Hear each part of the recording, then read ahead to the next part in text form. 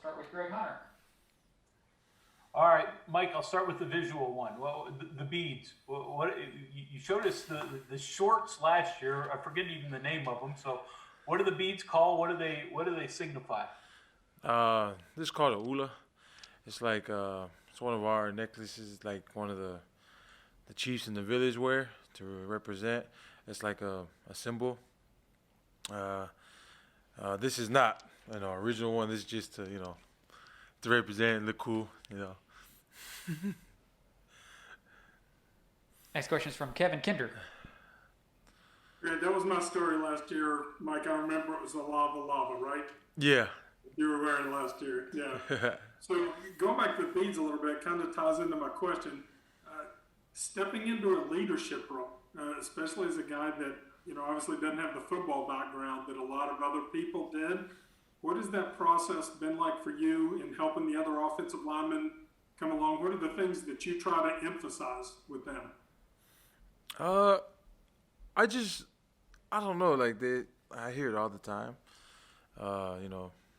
Being that guy, but I try to be myself, and I play football, and I try to lead by the way I play.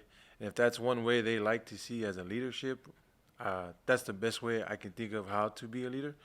Because when it comes to game day, I play, a way that separates myself from the others, and I guess that's a way you can say you can call yourself a leader. I'm not trying to be, cocky or anything. It's just when it comes to playing football, that's one way I know how to lead. Back to you, Greg. Go ahead. So, Mike, take me back to the first when you started playing football. Obviously, junior college. Then you get here. How raw were you at that point? And do you feel like you're a completely different player now? Can you even feel it when you're on the field?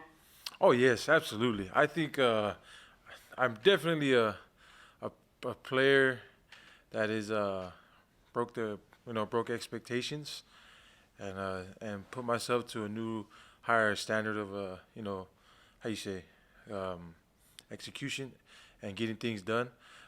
Back in JUCO when I first started, it was I used more of my brawn and the brute strength more than anything.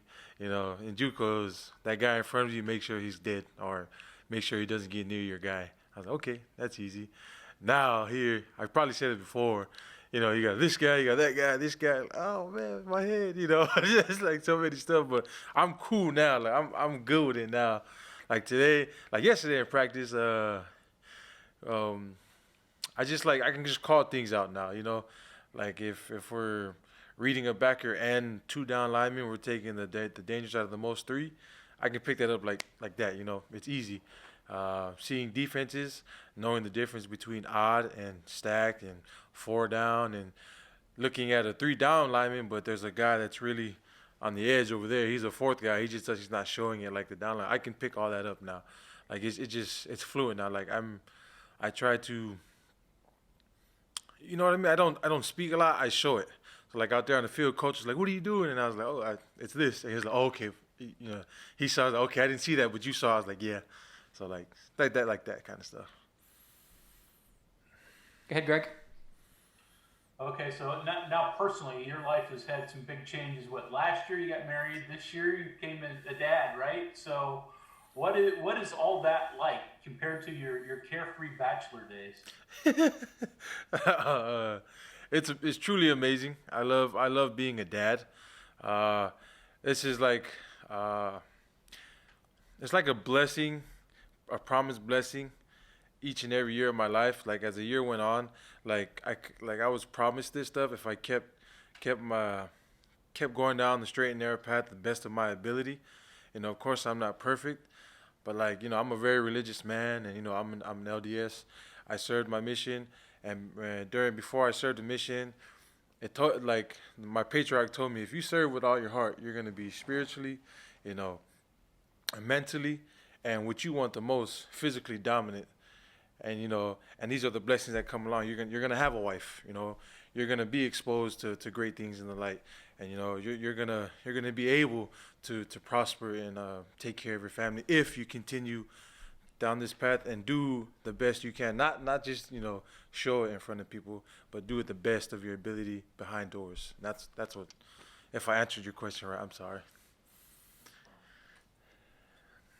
We'll go to Cody Nesper. So, Mike, going back to the playing field for a sec, you mentioned a big difference between when you were at junior college to now. Is there a big difference even just from you last season to now?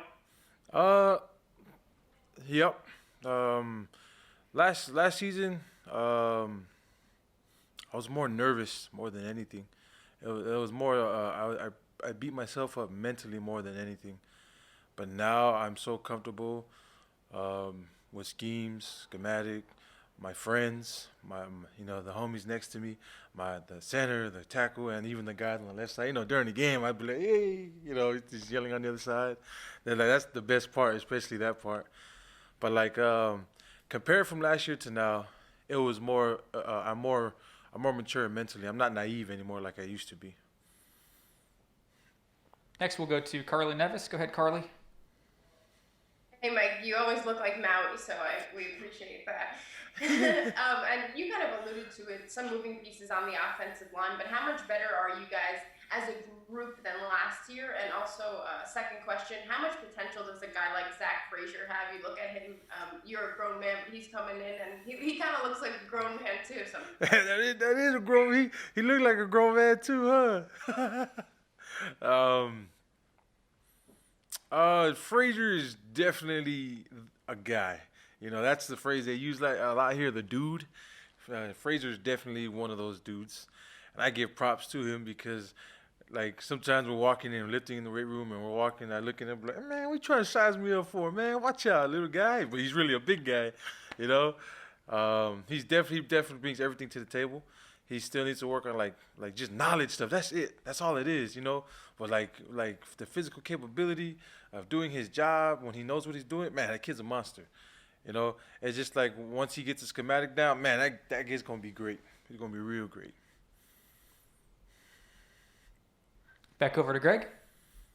Mike, a little bit more personal stuff. In terms of those of us here think growing up in Compton must have been really difficult. So what was that like, and how much different is West Virginia to Compton and LA and all that? It's super different. The gap between my lifestyle, how I lived in California, compared to West Virginia, is almost 100% different. Yeah, you got your crime and all that here and there, but I definitely feel more safer here in West Virginia, walking around at night or doing things I gotta do at night.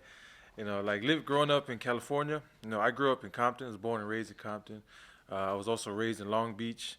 I was also raised in, I lived in Bellflower, Downey. They're all connected. So it's definitely the norm of feeling safe. Is I don't know. I don't know how to explain. It's here back in Cali. There's a lot of things that's going on. That some people they over exaggerate a little bit, but it's mostly what you hear and see is true. But compared to West Virginia, it's non-existent.